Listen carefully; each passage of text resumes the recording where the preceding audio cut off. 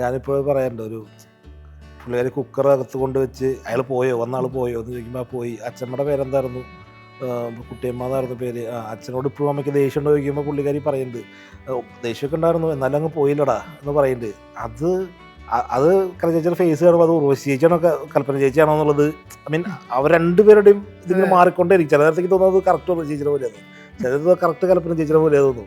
അവരുടെയൊക്കെ ചേച്ചിയാണ് ഇത് ശരി. അപ്പോൾ അതൊക്കെ കാണുമ്പോൾ നമുക്ക് അവരുടെ ഒപ്പം വർക്ക് ചെയ്യാൻ പറ്റിയിട്ടില്ലെങ്കിൽ പോലും ഇങ്ങനെ കാണാൻ പറ്റുന്നുണ്ട് എന്നുള്ളൊരു സന്തോഷമുണ്ട്. ആ ഒരു സീനുണ്ടോ ഞാൻ നേരത്തെ പറഞ്ഞ ഒരു മീൻ ടെംപ്ലേറ്റ് ആവാൻ സാധ്യതയുള്ള തേങ്ങയൊക്കെ പിടിച്ചുകൊണ്ട് നിൽക്കുന്ന ഒരു സീന്, അത് ഈ പറഞ്ഞ സ്ക്രിപ്റ്റിലുണ്ടോ അവിടെ ഇംപ്രൈസ് ചെയ്തായിരുന്നു? അല്ല, തേങ്ങ എന്നുള്ളത് സ്ക്രിപ്റ്റിലുണ്ടായിരുന്നില്ല. പുള്ളിക്കാരി അവിടെ ആപ്പിൾ കടി മുറിച്ച് നിൽക്കുന്നു എന്നുള്ള പോലെ വളരെ കാഷ്വലായിട്ട് നിൽക്കുമായിരുന്നു.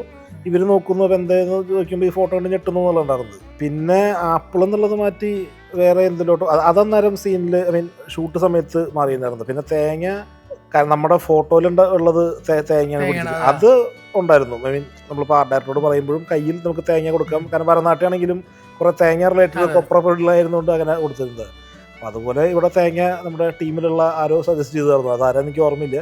ആപ്പിൾ മുറിക്കേണ്ട, തൽക്കാലം തേങ്ങാപ്പൂളും കടിച്ചിട്ട് നിൽക്കട്ടെ എന്നുള്ളത് എനിക്കൊന്ന് ചീഫായിരുന്നു തോന്നുന്നുണ്ട്. സാംസൺ ആയിരുന്നു, എനിക്ക് ഓർമ്മയില്ല. അത് അവിടെ ഉള്ള വന്ന സാധനം.